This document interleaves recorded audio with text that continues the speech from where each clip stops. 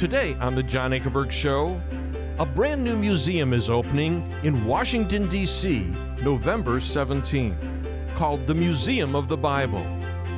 This is about the Bible. It's not about a faith tradition or a church or a denomination. It's about a book. It is, in essence, the book of all books. It's the best-selling book of all time. It still has more impact than any other book ever written. Part of the history we're trying to tell is to do justice to the wide range of people who have claimed this book as their own and who have participated in its becoming one book, who have participated in its survival, who have had their lives changed by it. The history of this book and how we got it in itself is an interesting story to be told. This is a story that has the ability to change the world today as much as it has changed the world in the past. My guests are Steve Green, president of the 750 Hobby Lobby stores in 47 states, and chairman of the Museum of the Bible.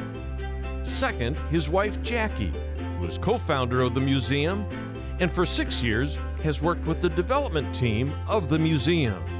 And third is Carrie Summers, president of the Museum of the Bible. Join us for this special edition of the John Ankerberg Show.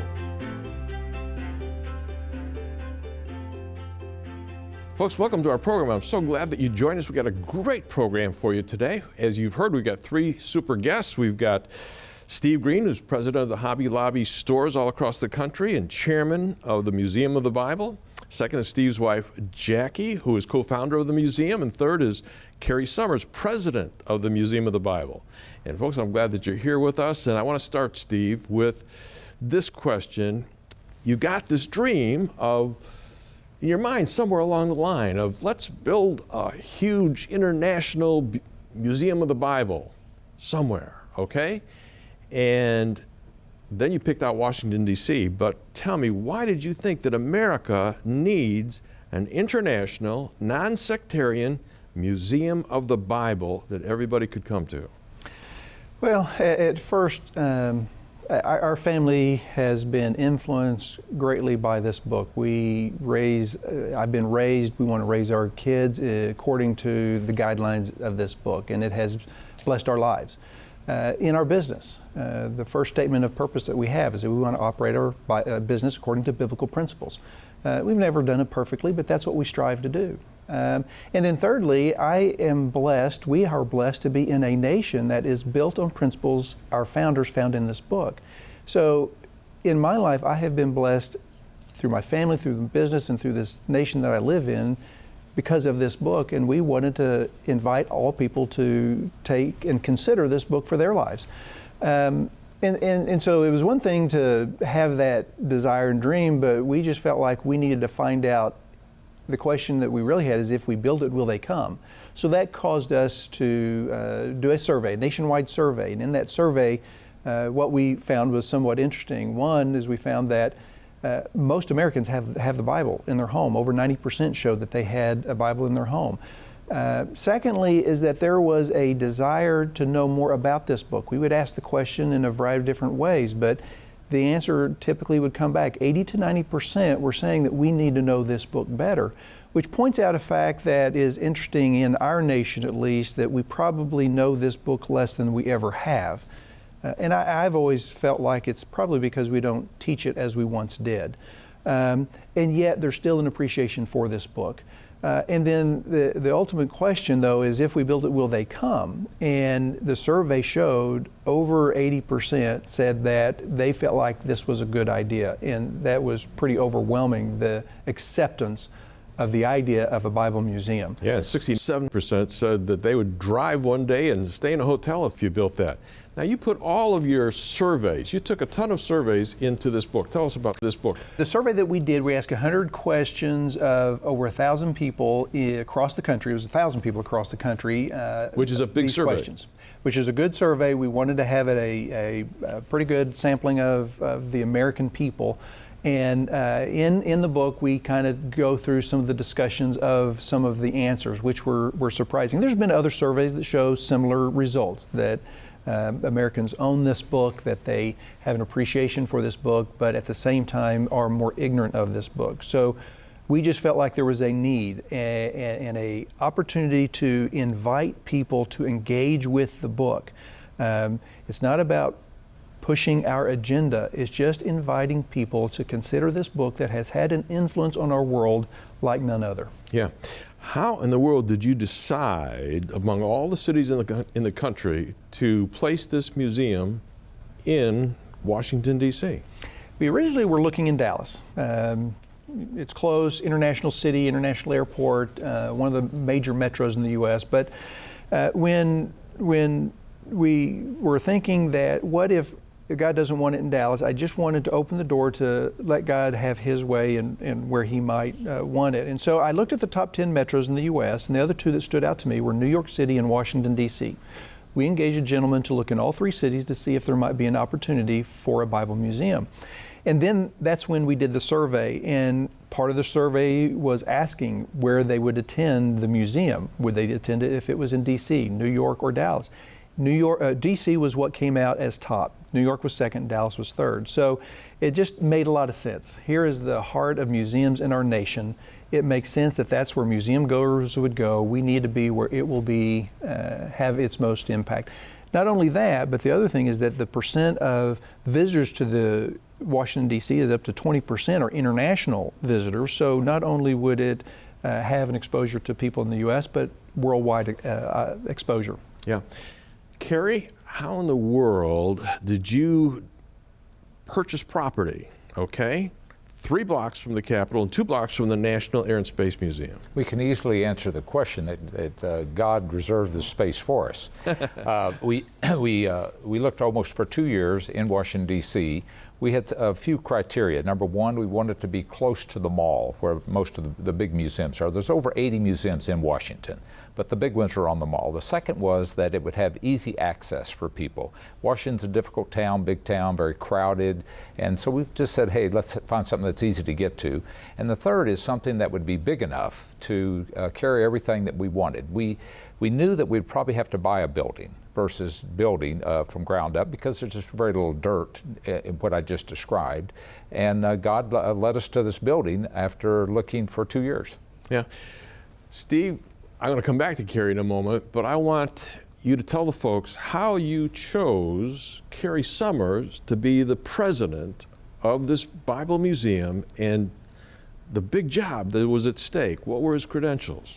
Well, early on, what we decided is we wanted to, while we were in the process of looking for a place, we had no idea when we would be opening a museum, we decided to open up a traveling exhibit so that we could start telling this story. It was an opportunity for us to experiment with some different ideas. And we were looking for somebody to build out that temporary exhibit, and Carrie was one that we interviewed, and it was obvious that he had the bigger vision, the dream that we were thinking of. And so we engaged Carrie with his company called the Nehemiah Group that he had started to build out our traveling exhibit. He had a great career in business. He had been an executive at Bass Pro and was a CEO for Herchin Entertainment. Had a lot of different Silver Dollar City and other venues across the country. So before he started his own organization called the Nehemiah Group. And so it was obvious that we had somebody that could build our temporary exhibit. So when we engaged him to do that and we opened it successfully, that's where we were convinced that he was the right person to be president of Museum of the Bible. Yeah, and you and Jackie, along with Carrie, you started planning, and the plans that you've come up with are unbelievable. Let's start with, how big is this museum going to be, Carrie? The museum is 430,000 square feet. How big is that? That is equivalent, now I'm from Texas, that's equivalent to 2 super Walmart stores. And it's also, because of the height of the floors and so forth, it's equivalent to a 17-story traditional office building. We built it up to the maximum height allowed in Washington, and then we went down as deep as we could go into the ground, and we ended up with the square footage. Yeah, and tell me a little bit about, as you enter this museum, what are people going to see? Well, the first thing they see is when they come into the museum, just looking at it. They enter through, when we say you walk into the Bible, you really walk into the Bible with us. As you enter, there's 2 bronze doors as you enter through, and there's combined weight of 16 tons. They're 40 foot tall. It's the first edition Gutenberg press bed that he printed on, Genesis chapter 1. And you walk through these magnificent gates, and then you see also the Bama Papyrus, which is a hand-etched piece of glass 38 feet tall with Psalms 19 on it. And then once you're in the museum, we have a 140-foot long ceiling that's 40 foot high and about 20 foot wide, and it's a digital ceiling. Looks like a fresco or a mural on the ceiling, and it changes by the minute, the hour, however often we want. So when you're in, you haven't even really gotten in the museum yet, per se, you are in the Bible. Yeah, and when people come into the museum and they start wondering where they're going to go, you have put some of the most high-tech equipment for them to use. Simply kind of define what you've done for them. You know, John, all we did was we took the needs that had been recorded over the years and said, let's try to meet those needs and how to get people through big museums. Very frustrating. So we created what was called a digital docent. And in that, you key in who you are, your interest levels, how much time you have, other things that you may want to do. And the system, if you desire, will design a path through the museum telling you where to stop, and it also keeps track of how much time you're using. Yeah. It knows where you are within 4 inches of everywhere you move, and we'll just pick on you a minute. It'll say, John, if you don't pick up the pace, you are not going to get finished with the tour that you said you want to do. And so it paces you also, and that's something that nobody's ever done. Big need in big museums. Yeah, a digital docent, for those that don't know, is a little handheld machine that you've got, and the docent is the actual professional lecturer that is taking you on the journey, okay? So you're listening to this, and what I love is you can keep track of your kids. How do you do that? The surveys we saw that up to 50% of the time in big museums is spent tracking down the other parties that are with you. It doesn't matter, and by the way, it's not necessarily little kids. It's spouses and other people in the party. And so this gives you, you can look on your tablet, it's tablet based, and by the way, everyone gets one that comes to the museum. They can track down the other party, and they can also send them a text on that tablet saying, hey, get out of the coffee shop, get back to that history floor like you're supposed to be. And it also will allow them to make reservations and do other things in the museum. Now, I visited the museum while you've been building it, and there's a zillion wires all over the place, and you have 500 workers in all of these floors. And guys, want to talk to you. As a team, you did something very interesting. When you were designing this museum, you chose 4 different firms, design teams. Steve, why did you choose 4 different teams? Well, we had early on decided that we were going to look at the book in 3 different ways.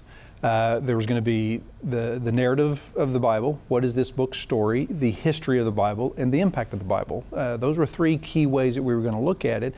And each of these floors were going to look uniquely different because they're 3 different ways. And so each of these floors has a theater, and there was a need to have a different expertise to develop some of the theaters. So we early on were engaging multiple design firms, and it's expanded even from there.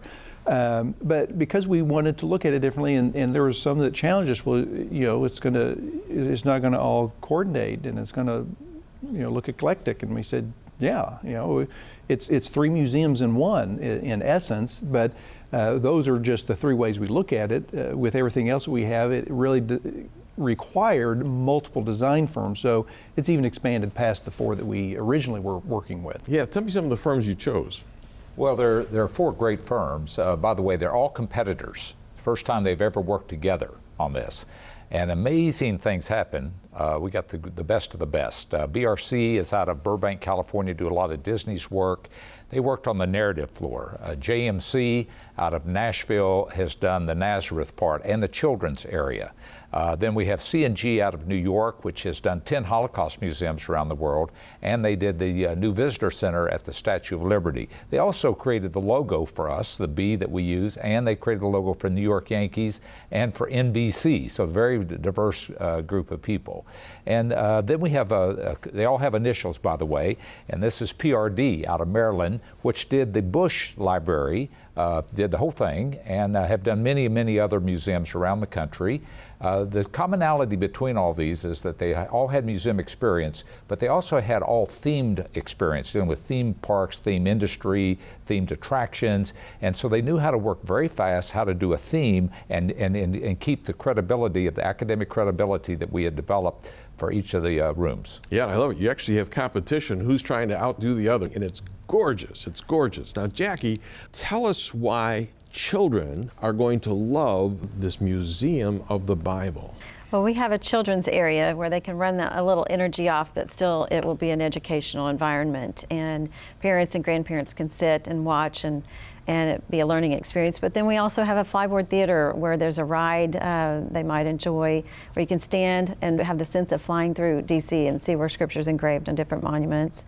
And they also have their electronic tablet that has their own docent that can be set to their own educational level, and they can enjoy those items that they can't touch through that and have the explanation of what they are on their level. Yeah, tell us some of the games you've put into that children's area, and it keeps getting bigger. Yeah, the children's area was originally prototyped in Passages, our traveling exhibits, and it grew threefold time the Passage exhibits toured the U.S., and now we've ended up with the fourth version of it. It's a combination of a high-energy game. You throw the beanbag at David and Goliath in the battle that went on, but you also have a whole series of interactive, we might call it gaming, where they take on different questions and they get certain rewards while they're there.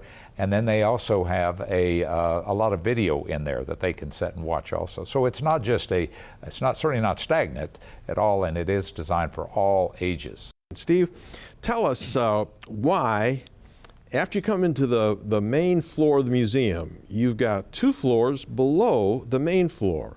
And these are very important to you. Tell us what are in these 2 floors below the main floor that people are going to be able to see. Well, one of the things that I have said and felt is that there is no building that can contain this book story. We scratch the surface.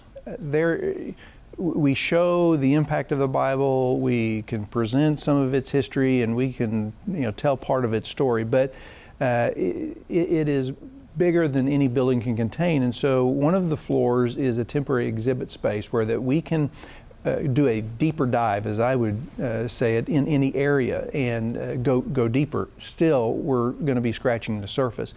And then the other aspect is some of the labs that we will be able to have, doing research on items, new discoveries that I am convinced that the more we look, the more we discover, the more that this book will be validated. And so we are excited about all kinds of research and equipment that can help us determine some of the items, more information about the items. There's a process called multispectral imaging that can pull out text that has faded, and with that kind of equipment we can learn more about documents that with just the naked eye you can't. So that kind of an idea, laboratory equipment to help us better understand and know the artifacts that we have. How many items have you acquired? We have roughly 40,000 items that we have acquired over the years, from an individual item at auction to a collection a collector had collected for over 30 years of 10,000 items in his collection. And so we continue to look for opportunities when things are available that help us tell that story.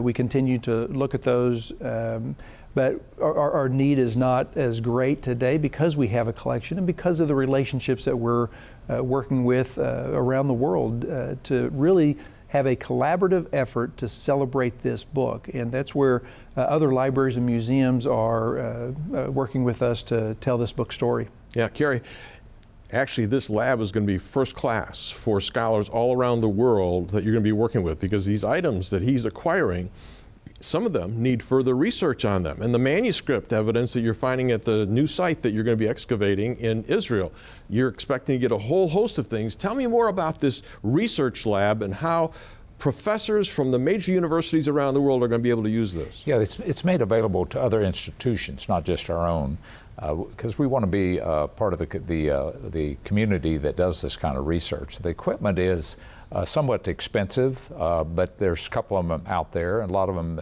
are overloaded, people waiting to use the equipment to do research. So we thought this would be a good one, certainly in Washington, D.C. And it does come with a very high-tech group of people that will be operating them. Some of the best in the U.S. Will be operating it. And it has, as Steve mentioned, the multispectral imaging, but we also have a new technology we're putting in that deals with CAT scans and also just high imagery equipment, so that it's wired so that it can be broadcast anywhere in the world, and it can be broadcast from one institution to another so that collaboration can occur, which is one of the big things that's missing. So it's tied into a couple other major museums. Now, when are you opening this museum? November 17, 2017. All right. And the fact is, what are you going to put in this temporary exhibition space starting out? Well, that's a great question because, as we mentioned, we can't put everything in our floors, even though it's a huge museum. I think it's maybe the third or fourth largest museum in Washington, D.C. We're only scratching the surface. So one way to supplement that is to bring in other great institutions, both museums and libraries, private collections, to supplement what we're doing. And one of the things we're opening with is David and Goliath, which is from Jerusalem. It deals with the Philistine excavation that has occurred there recently, and it's from the Bible Land Museum in Jerusalem. The Bavarian Library, State Library out of Germany, is bringing some of their collection in.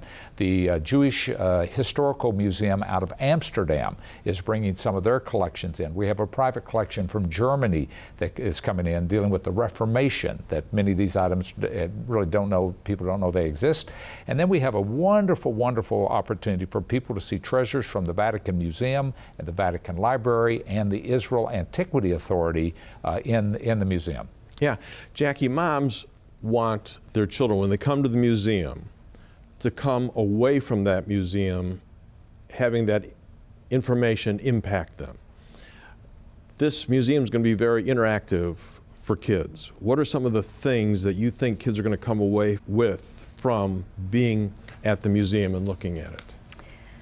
Well, I do think it will impact them in different ways, but I think primarily seeing these artifacts for everyone, whether they're young or old, just helps solidify what we believe about the Bible. And they're real, they've been transmitted through time in different ways, and it just helps give a good foundation of the Bible that they read on a daily basis, that it is true and it is validated. And for kids, though, it's just so interactive and immersive, and it can be on their level. So often museums, it's hard for us to get that on the child's level where they can really understand, and I think this will definitely do it. All right. Next week, folks, we're going to talk more about this main floor, because there are more things that are on this main floor as you enter into the museum than we've even described so far. It's going to knock your socks off. People are going to say, wow, when they see this main floor. And then we're going to go through some of these other floors. What they have put on these floors will amaze you. So I hope that you'll join us as we describe the Museum of the Bible opening November 17th of this year. Join us next week.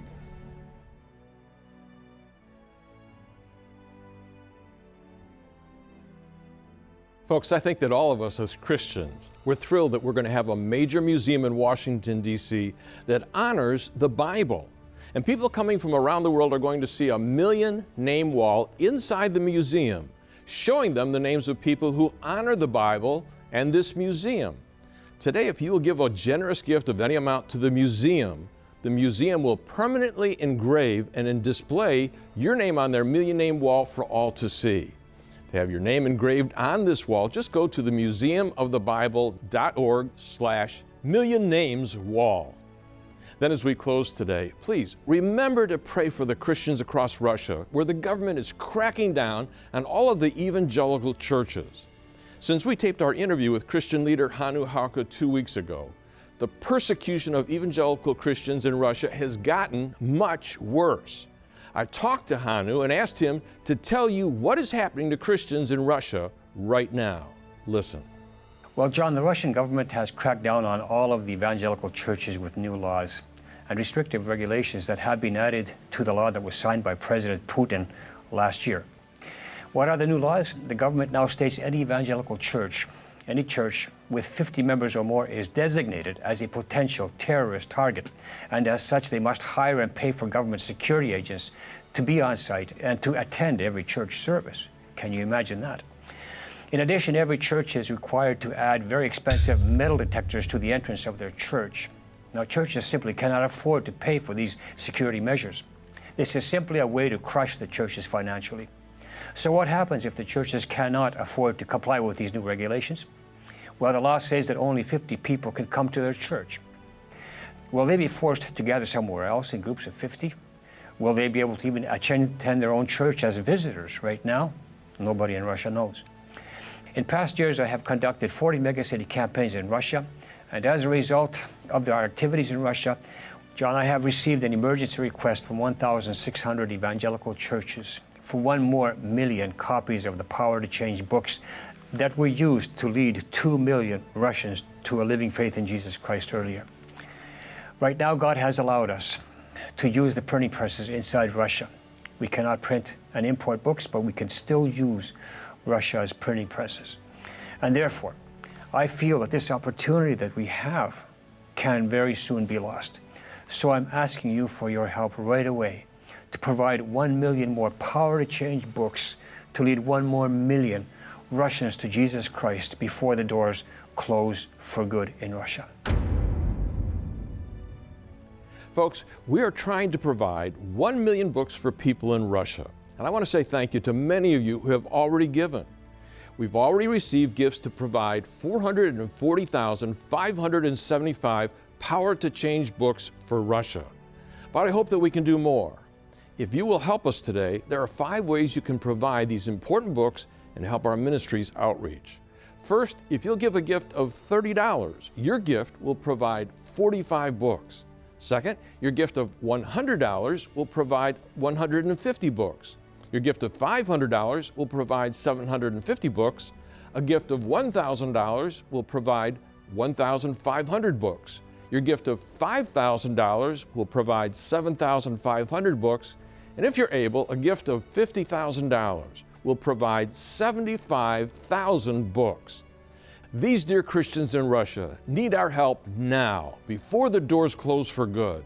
And if you'll help, please call us at 1-800-805-3030. That's 1-800-805-3030. You may call that same number any day this week, 24 hours a day, or you may go to our website at jashow.org, where we have a secure place for you to give your gift.